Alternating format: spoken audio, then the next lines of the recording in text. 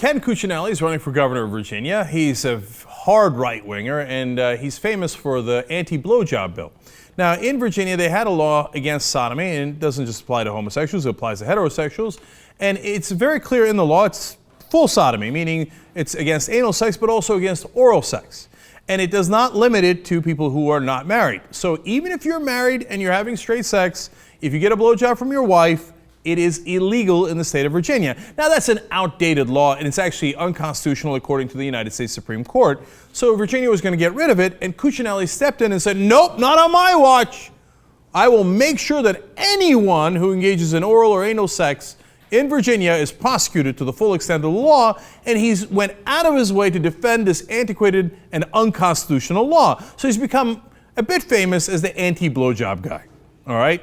Now, I can't believe that he has any chance in this race. Really? The people of Virginia are going to vote against blowjobs? Okay. So he then compounds his mistake by going on social media, apparently not aware of really how social media works, goes on his Facebook page and asks those who had been to his website to add your name to the endorsement map. He says, will you do that? Will you add your name to the endorsement map? Shouldn't I ask that question? So first off, we start nice and easy. Christopher Tennyson Crowe says, absolutely not, in capital letters. We're just warming up. Mark Addison says, yes, I'd love to endorse you. My name is Satan, and you are my favorite. I hope to visit you personally soon to secure our contract. Cody Wilmer says, no, but perhaps you can tell me how it is that an overzealous prosecutor focused on having the government meddle in our affairs is supposed to be the conservative choice for governor. That's very substantive, and I liked it a lot. Because this guy's always talking about, oh, small government, yet he's literally in your cavities. He's like, no, take that penis out of there. No, don't you dare do that thing you do with your tongue. Okay, cunnilingus, by the way, also would be illegal under Cuccinelli's rule. So Cody makes a good point. I don't see how this is the conservative point of view when you're meddling in our affairs. Master B just makes it a little simpler. He says, no thanks, I will not be voting for you or endorsing you because I like blowjobs. And then Stu is even clearer still.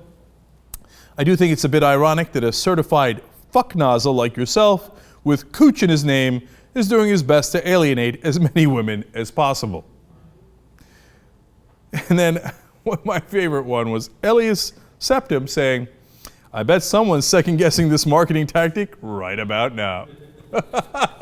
And if they weren't, they did after this last one. Eric Mintz writes in, no, but please have your wife look me up if she ever comes through New Jersey. Wink.